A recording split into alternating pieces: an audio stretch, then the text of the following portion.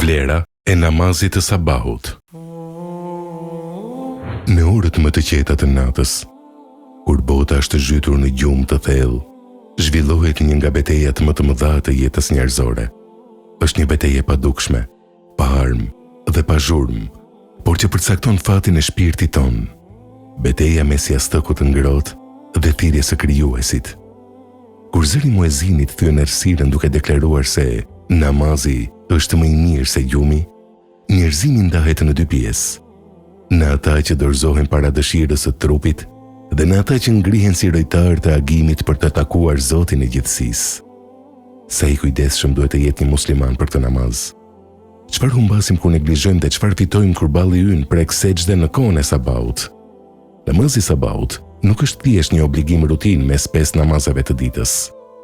Ai ka një status krejtësisht unik në librin e Zotit. Allahu i lartësuar në Kuranin famlart e ka quajtur këtë namaz me një emër të veçantë.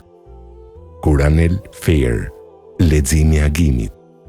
Në surën El-Isra, ajeti 78, Zoti i gjithësisë thotë: kryeja namazin prej kthimit të diellit nga gjysma e qiellit deri në errësirën e natës dhe këndo Kuran në agim. Me të vërtetë, falja e mëngjesit është e dëshmuar nga engjëjt. Pse është i dëshmuar?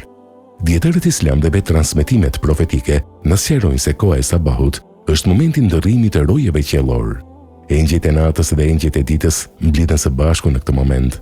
Ata ngjiten tek Zoti i tyre dhe dëshmojnë me emra: O Zot, ne i lam robrit e tu duke u falur dhe i gjetëm ata duke u falur. Mendojeni për një çast. Emri yt përmendet në praninë e Allahut nga krijesat e dritës, vetëm sepse ti refuzove gjumin. Nëse njerëzve do të premtohej një shumë e madhe parash ose ar çdo mëngjes në orën 4, askush nuk do të flinte. Alarmet do të kishin në rëndësi maksimale. Por profeti Muhammed, paqja qoftë mbi të, na tregoi se vlera e sabahut e kalon çdo pasuri materiale që ka parë historia njerëzore. Në një hadith të saktë regjistruar te Muslimi, ai ka thënë: 2 rekatet e namazit të sabahut, suneti, janë më të mira se kjo botë dhe çdo gjë që gjendet në të. Nëse vetëm 2 rekate të vullnetare, sunet, vlen më shumë se të gjitha pallatet, bizneset, ari dhe pasuritë e kësaj toke, po për namazin fars, çfarë mund të themi? Në një hadith tjetër të saktë, profeti alayhis salam na jep një sugjerim absolut jetësor dhe shpirtëror për atë ditë duke thënë: kush fal namazin e sabahut në kohë, ai është në mbrojtjen dhe garantimin e Allahut. Ti del nga shtëpia e tij i rrethuar nga kujdesi hyjnor, i paprekshëm nga dëmet e kësaj bote, sepse e nis ditën duke u përkulur para pronarit të ditës. Por çfarë ndodh kur ne dështojmë? Kur e kthejmë neglizhencën në zakon dhe zgjohemi vetëm atëherë kur dielli ka lindur dhe koha e sabahut ka ikur. Kjo nuk është thjesht një humbje kohe. Është një humbje shpirtërore me pasoja të rënda për psikologjinë tonë. Profeti alayhis salam na ka paralajmëruar për mekanizmin psikologjik që përdor djalli për të na mbajtur në gjumë. Ai tha: kur ndokush nga ju fle, shejtani lidh 3 nyje në zverk të kokës së tij, duke rrahur mbi çdo nyje e duke i thënë: ke natë gjatë, prandaj fli. Pasi zgjohet njeriu dhe përmend Allahun, zgjidhet një nyje. Kur merr abdes, zgjidhet nyja e dytë.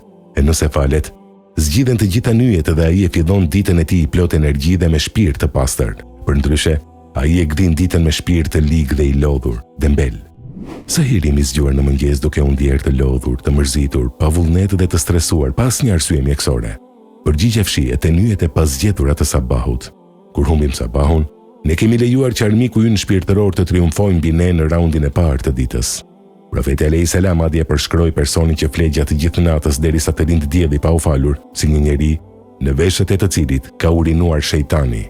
Namazet e tjerë gjatë ditës janë më të lehtë për të falur, sepse njeriu tashmë është i zgjuar dhe aktiv.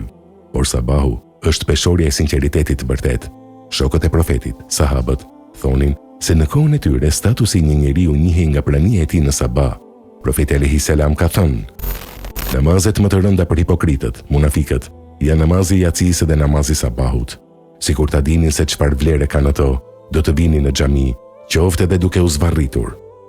Për ty që sakrifikon gjumin, që sfidon të ftohtit e mëngjesit dhe rehatin e kësaj bote, ka një përgëzim të madh që të pretë në ditën e gjykimit, atëherë kur gjithçka do të jetë errësirë. Profeti alayhis salam tha: përgëzojini ata që ecin në errësirë për në xhami, se do të kenë dritë të plot në ditën e Kiametit.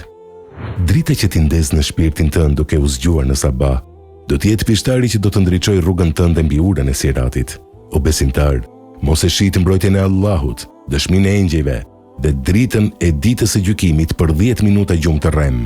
Vendos alarmin e zemrës tënde përpara alarmit të telefonit. Zgjohu dhe tako krijuesin tënd në agim, përpara se të vijë një ditë ku do të zgjohesh nga gjumi i kësaj bote, por do të jetë shumë vonë për t'u falur. Fale namazin në agim. Vërtet, namazi i agimit është i dëshmuar prej engjëjve. Surja Isra 78.